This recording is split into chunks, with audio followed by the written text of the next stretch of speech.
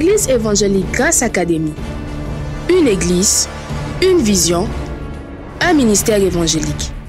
Une ambassade du royaume de Dieu, un peuple d'adorateurs, une église sans cloison, une voix prophétique, une vision pour sa génération.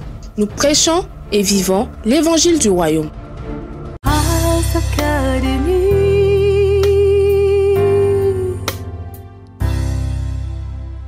Le plus grand ennemi de l'homme, c'est pas le péché, c'est pas le diable, c'est l'ignorance. Et pour chasser l'ignorance, il faut que la lumière soit.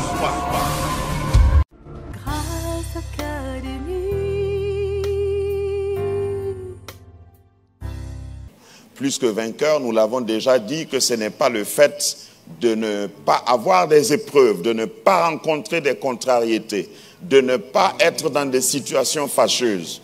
Plus que vainqueur veut dire que je suis conscient que la vie est difficile, que la vie est dure, que les gens sont méchants ou même mauvais, ou bien tu n'as pas encore rencontré. Un comédien ivoirien a dit que il y en a qui ont dépassé le stade d'être mauvais. Ils sont dans la mauvaisure. Et il y a des gens que tu rencontres qui sont dans la mauvaisure. C'est-à-dire l'état de... Je sais ça. Dis à ton voisin, je suis au courant. Mais rien ne m'arrêtera. C'est ça, la foi.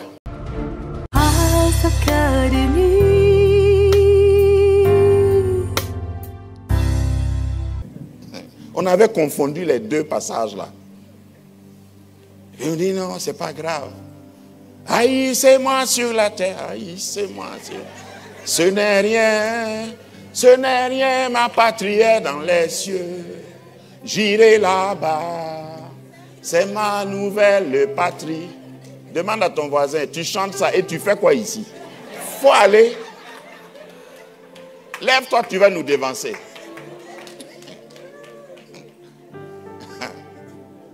C'est vrai, à l'époque, quand on se salue pour montrer que tu es spirituel, tu tapes dans la main de ton voisin, tu dis Maranatha. Ça, c'est ce que j'ai vécu. Et puis, sincèrement, on croyait que Jésus allait venir au plus tard en 1990. Non, c'est ce qu'on nous enseignait. 90 là. On parlait de décennies de la dernière heure. On parlait de... on était en 93, on disait que le temps, le signe des temps, ou les signes précurseurs, de toutes sortes de termes. Et nous, on se grattait la tête, on dit, bon, moi je croyais personnellement.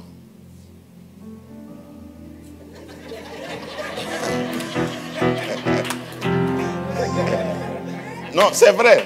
Je croyais que je n'allais pas avoir le temps de me marier.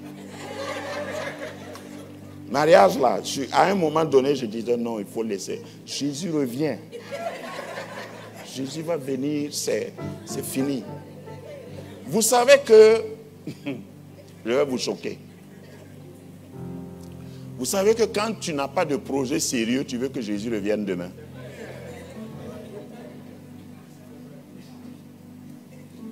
J'ai choqué quelqu'un.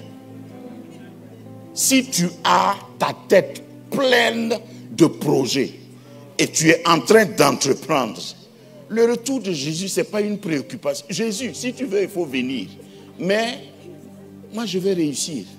Je vais atteindre mes objectifs. C'est à cause de cela, je me suis rendu compte que Jésus lui-même a dit, pour ce qui est de mon retour, moi-même, je ne sais pas. Les anges ne savent pas. Le Père nous a caché ça à nous-mêmes. Et puis toi, tu es ici, tu veux me barabara. Jésus revient, est-ce que c'est ton problème? Lève-toi travailler, entreprends. Jésus revient, c'est toi qui vas payer son transport ou bien? Pourquoi tu es si préoccupé? Fais ton job. Travaille, occupe-toi et laisse Jésus venir quand il veut. Non, nous sommes spirituels, nous, on veut se préoccuper. Je ne veux pas rater le ciel, tu l'as déjà raté. C'est-à-dire, dans un comportement comme ça, là, tu l'as déjà raté. Est-ce que tu vas apparaître au ciel et puis tu vas nous mettre la honte là-bas, tu vas dire que tu étais à Grace Academy? Parce que si tu es au ciel, Garibou. Parce que c'est ce qu'on fait ici, là, qu'on va regarder et récompenser. Si tu n'as rien fait, toi tu as croisé les bras comme Lazare et tu attendais le retour de Jésus. Lazare, pas celui qui est mort et ressuscité là. Lazare pauvre là. Voilà. Lazare était pauvre mais il n'était pas infirme. C'est pourquoi je n'ai pas pitié de lui. Il a refusé de travailler. Puis il s'est contenté de rester à la porte du riche pour attendre le retour, l'avènement du Seigneur. En tout cas, il est allé au ciel. Mais vous connaissez là où il a atterri. Il était gardien, il était vigile chez Abraham. Au ciel. Moi, je vais arriver au ciel et être vigile, moi. Non. Surtout si tu as été vigile sur la terre. Tu arrives au ciel, tu changes seulement de tenue. Non. C'est mieux d'aller en même temps. Alors, ce que je veux dire, c'est le fait de regarder le monde. C'est ça le clou de mon message. Regarder le monde qui est Babylone et puis dire c'est pas la peine même d'essayer parce que il n'y a rien à voir, il n'y a rien à recevoir de ce monde. Alors que tes bénédictions là sont où? C'est dans le monde.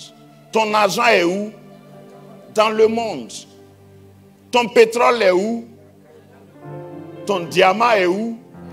Ton or est où? Ton cacao est où? Ton café est où? Ton coton est où? Et qui a créé tout ce que j'ai cité là? Donc tu ne peux pas être riche si tu es là, tu marches comme une momie sous prétexte d'être saint. Je ne veux pas toucher à quelque chose parce que vraiment je ne vais pas me salir. Tu peux réussir sans te salir. Je veux vous challenger. Je ne veux pas que cette série-là finisse et puis laisser quelqu'un d'entre vous toujours comme vous êtes. Il faut que ça t'énerve. Parce que le monde utilise ça. Même des faux enseignants utilisent ces concepts-là pour te rabougrir, pour que ta tête qui était chaude au début, maintenant tu es froid, tu acceptes tout. Tu dis, ah, c'est pas pour nous. Hein? Au fait, l'argent là, c'est pour le diable. Le diable n'a rien créé. Tout ce que je viens de citer là, vous savez que ce n'est pas le diable qui a créé. Dieu a créé le monde et a mis le pétrole en bas de tes pieds. Et puis toi, tu ne cherches pas. Tu ne fais que prier. Je ne dis pas que prier n'est pas bien. Il ne faut pas me méprendre. À 7 heures, il fallait nous voir ici. Nous, on est venus ici à 7 heures. Toi, tu es venu en retard même. Prier là, on prie. Hein? Mais quand on prie là, on demande des idées. Moi, quand je prie longtemps, c'est pour avoir des idées. Ce n'est pas pour... de moins en moins, je me préoccupe même des démons. Parce qu'ils savent qu'ils ne peuvent pas m'avoir. Ce n'est pas de l'orgueil, c'est de l'assurance. Si tu fais ce que Dieu dit de faire là, les démons ont peur de toi. Un jour, les démons ont interpellé Jésus. Ils disent, hé, fils de Dieu, il y a quoi entre toi et nous? Ton heure n'est pas encore arrivée, il faut nous laisser un peu, on va profiter. Ça là, qui est plus fort? Si toi, ta préoccupation, 24 heures sur 24, c'est démon. Lézard, démon. Cafard, démon. L'eau chaude, démon. Tu as Géco, démon. Ta marmite est renversée, tu chasses le démon.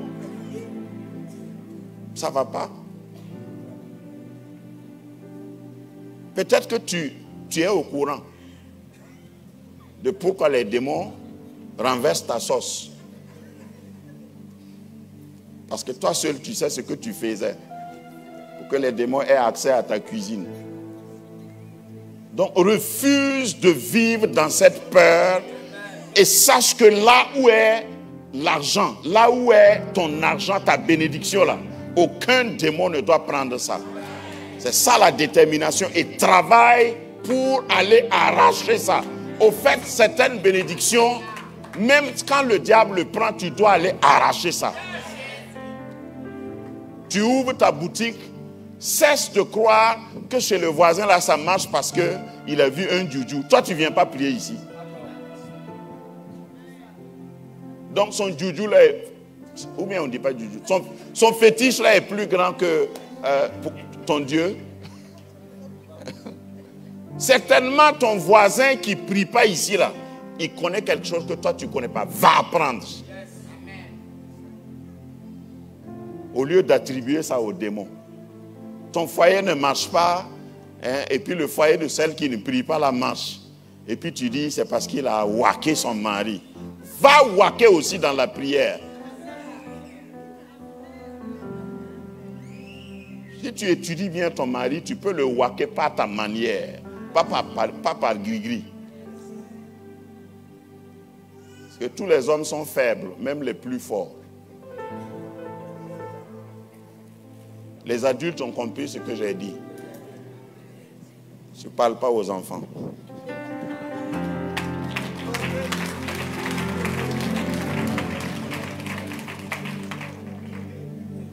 Je vais illustrer par une image. J'aime parler par les images pour gagner en temps. Je peux m'élaborer. Il ne faut pas voir, il ne faut pas refuser le miel à cause des abeilles. Tu peux aller décortiquer ça. Hein, prends la photo de ce que j'ai composé là. L'image que j'ai passé beaucoup de temps pour composer cette image. Pour que ça te frappe. Qui aime le miel? Même si tu n'aimes pas le miel, tu sais que c'est bon, non? Ok. Mais qui fabrique le miel? Qui aime les abeilles? Tu veux manger du miel? Il faut que tu collabores avec les abeilles. Et une manière de ne pas se faire piquer et d'avoir le produit des abeilles. Je te parle du système de Babylone. Toi qui es chrétien, toi qui es l'église, il ne faut pas fuir. Parce que ça là c'est bon, hein, mais ce n'est pas pour nous. Regarde, toi tu es en train de reculer. Mais de toute façon, ce que tu laisses là, est-ce que tu sais que quelqu'un va prendre? Il y a quelqu'un qui a chanté comme ça, non?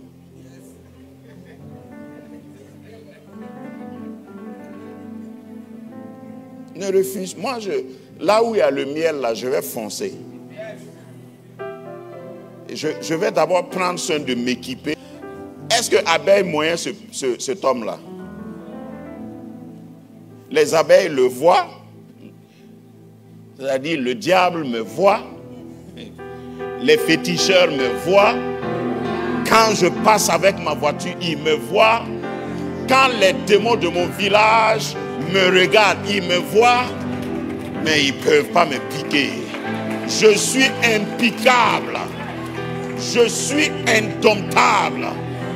Ce n'est pas une question d'orgueil. Si tu as la combinaison, tu peux parler.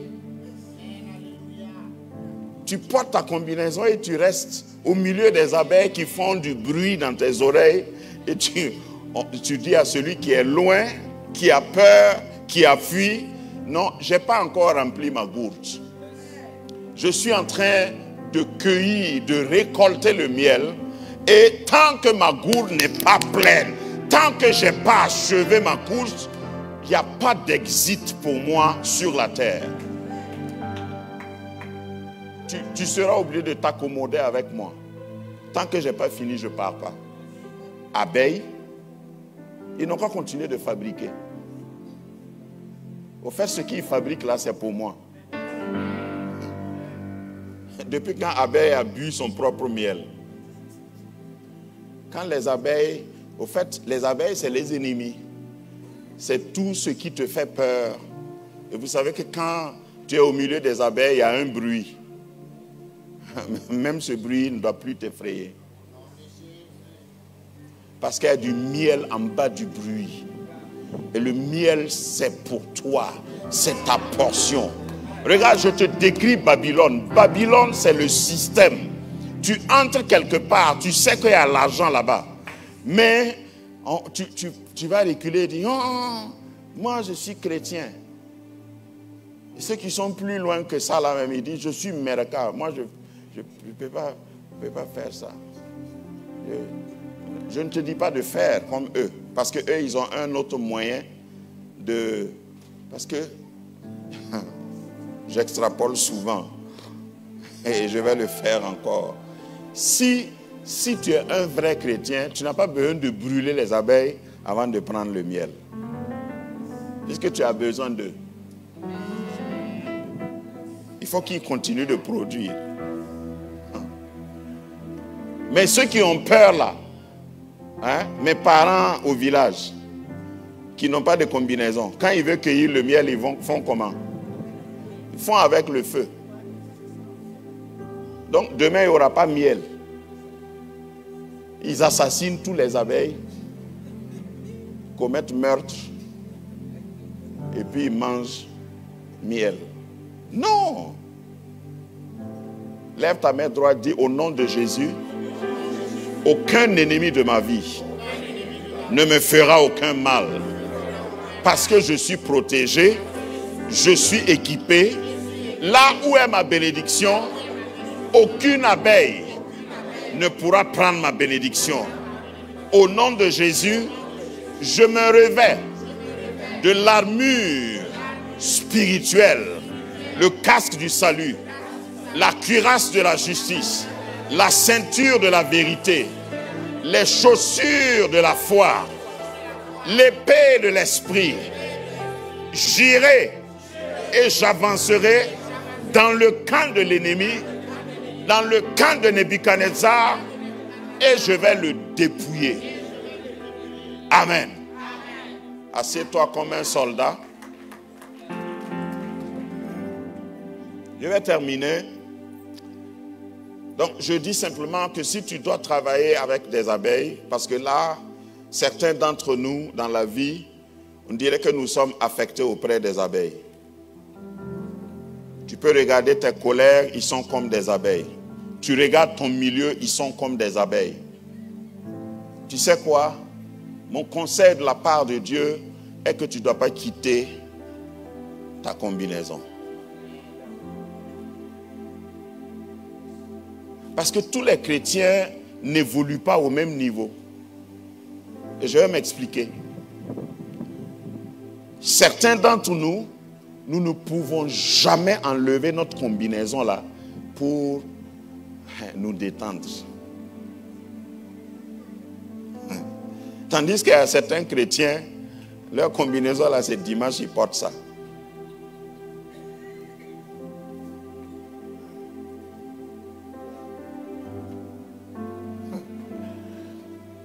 J'ai appris à porter ma combinaison en toute saison.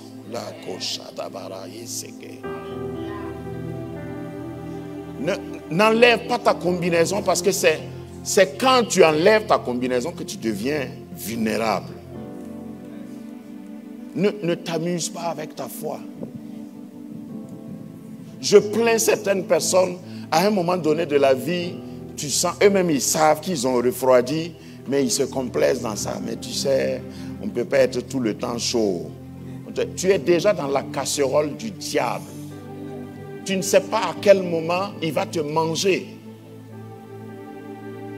Le monde dans lequel nous vivons, moi, je n'ai pas de temps de récréation pour aller m'amuser avec le feu, avec un charlatan. Non, je viens à l'église, mais je vais faire un peu quand même. Hein? De toute façon, Dieu est amour. Tu es déjà vaincu. Ne quitte pas ta combinaison. Parce qu'il y a des gens autour de toi, tous ceux avec qui tu collabores, cherchent ta chute, cherchent même ta mort. Ils ne sont pas contents que tu sois vivant. Donc pour ça, ne quitte pas ta combinaison. Et je me vois en train de dormir avec ma combinaison souvent. Mauvais rêve, cauchemar, tu vas quitter où? Je suis équipé. Même quand je dors, tu ne peux pas me piquer. C'est quand tu prends des récréations que le diable peut t'avoir. Et puis, vous savez, je ne vais pas trop tirer là-dessus, mais chaque royaume a un camp, a un pouvoir. Si tu quittes le royaume de Juda et tu entres chez Nebuchadnezzar sans équipement, ton sort est clair. Mais toi, tu veux aller, tu habites à Juda, mais tu veux avoir des copains chez Nebuchadnezzar. Tu habites à Juda et tu veux avoir des copines, les tantes de Nebuchadnezzar. Tu habites à Juda et puis, quoi encore? Tes collaborateurs directs, c'est l'oncle de Nebuchadnezzar. On va t'étudier bien. S'ils ne t'ont pas encore mangé, c'est qu'ils sont en train de t'étudier. Ils sont en train de te disséquer. Et quand ils vont t'assommer, nous, on ne sera même pas au courant pour prier pour toi. C'est ça le fatalisme qui t'attend. La sélection pour la distinction. Nous revenons à notre texte. La Bible nous dit, dans le passage que nous avons lu, Daniel chapitre 3, au verset 3, il est dit que le roi donna l'ordre à Ashpenaz, chef des eunuques. Les eunuques, ce sont des gens dans le temps qu'on prenait spécialement et on les conditionnait pour qu'ils n'aient pas un sentiment naturel pour faire autre chose que ce qu'on leur dit de faire. Ça, c'est une définition générale d'un eunuque. Un eunuque, c'est un homme qu'on prend et puis on le castre. Donc, il n'a plus de désir. Et puis on lui dit, il faut garder les femmes du chef. Oh oh. Donc, il est là avec les femmes comme une femme. Bon, laissons ça. Donc, Ashpenaz, c'est lui. Il a envoyé Ashpenaz, chef des eunuques. Non seulement, non content d'être eunuque, lui-même, il est le chef. Un jour, j'ai parlé des castrés spirituels. Peut-être je reviendrai là-dessus. Parce que si tu ne fais pas attention, c'est un drame. Le diable peut te castrer. Tu es dans l'église, tu es comme un homme, mais tu es improductif. Tu n'as pas d'enfant. Tu ne peux pas procréer. Tu es en Christ depuis 1900 choc. Mais aucun n'est converti grâce à toi.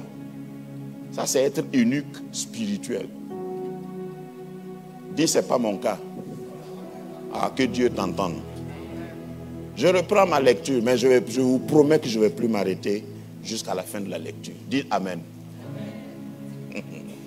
Le roi ordonna Ashpenaz, chef des eunuques, d'amener quelques-uns des enfants d'Israël de race royale ou de famille noble. 10 sélections.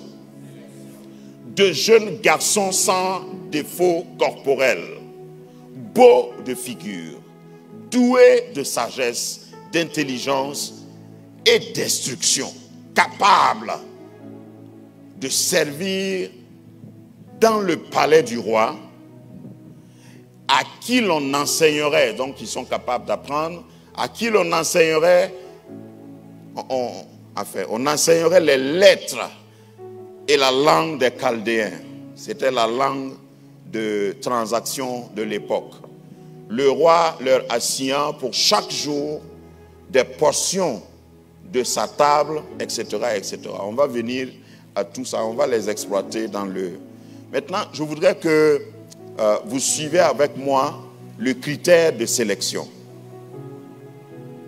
Parce qu'au fait, ce que j'ai dit, en réalité, pour aller gagner en Babylone, parce que ton trésor se trouve en Babylone, tes bénédictions sont en Babylone, parce qu'on a dit que ça est sur la terre ici. Mais pour avoir ce qui est sur la terre, il faut que tu sois qualifié. Voilà les critères et je m'arrête. On dit il faut que ce soit des jeunes garçons. Le genre est important, mais je reviendrai en détail là-dessus. Sans défaut corporel.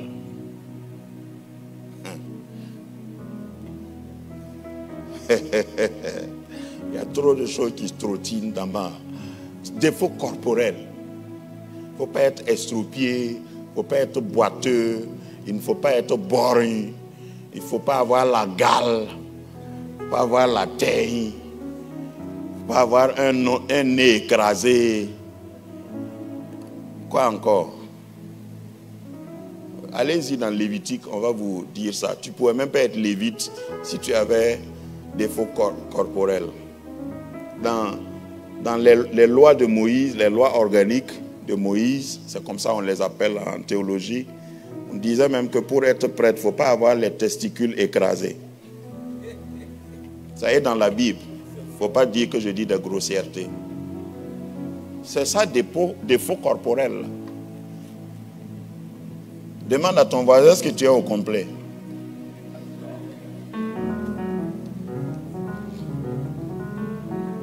Maintenant, ce n'est pas naturel. Ce que je viens de décrire, ce n'est pas naturel dans ta spiritualité. Est-ce que tu es au complet? Ou bien tu veux que quelqu'un active ta foi? Nous parlons toujours de la dynamique de la foi plus que vainqueur. Il y a des gens qui ne peuvent pas s'auto-suffire, qui ne sont pas autonomes. Chaque fois, il faut qu'ils soient remorqués. Il faut que le pasteur soit là pour qu'il ne commette pas le péché. Allô? Quand il se trouve quelque part, il regarde. Il n'y a pas quelqu'un de Grâce Académie à côté. Donc je vais profiter. Tu n'es pas au complet. C'est de ça qu'on parle. S'ils voyagent et puis ils prennent chambre d'hôtel, surtout que c'est le service qui paye. Yeah. On va faire, après on va aller régler. Et puis quand ils veulent faire là, ils dépassent même ce qu'ils faisaient.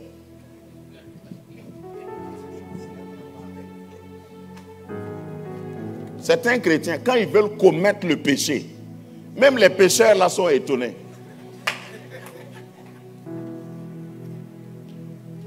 C'est-à-dire les démons d'adultère là viennent et eux tous, ils regardent par la fenêtre, ils disent, qui est? Nous, on n'a jamais vu un client comme ça.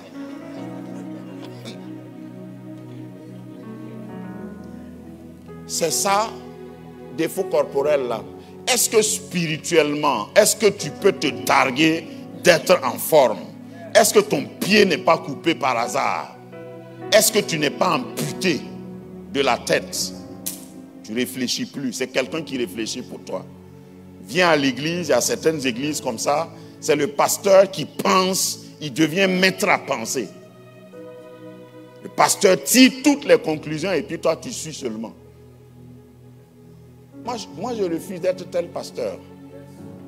C'est pourquoi certains ne me comprennent pas. Moi, je ne pourchasse pas. Je vais te dire la vérité. Si maintenant, délibérément, toi, tu choisis de vivre dans le péché, je vais m'occuper de ceux qui veulent avancer. Parce que moi seul, je ne peux pas faire tout. Ou bien, dans le début de mon ministère, je perdais mon temps avec des gens qui ne veulent pas avancer. Je préfère discerner ceux qui veulent avancer. Et puis, je suis avec eux, je lutte avec eux. Et on avance ensemble. Ça veut dire que dimanche prochain, si tu gains, comme on dit à Morée, si tu mouroutis, et puis tu ne viens plus à l'église. Peut-être nous, on ne sera même pas au courant. On a des anciens, on a des diacres, on a des pasteurs, on a des prophètes ici. Mais peut-être on ne sera même pas au courant. Toi, tu veux qu'on fasse une délégation et puis on commence par le plus grand au plus petit et puis on se suit. On vient. Frère, pardon, il faut venir. Ne viens pas. Si tu veux, il faut rester. Que la lumière reçoit. soit. Que la lumière soit. Église évangélique Grâce Académie. Une église, une vision, un ministère évangélique. Une ambassade du royaume de Dieu, un peuple d'adorateurs, une église sans cloison, une voix prophétique, une vision pour sa génération. Nous prêchons et vivons l'évangile du royaume. Grâce Académie.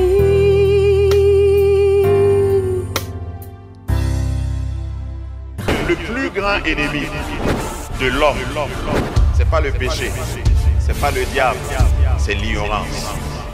Et pour chasser l'ignorance, il faut que la lumière soit.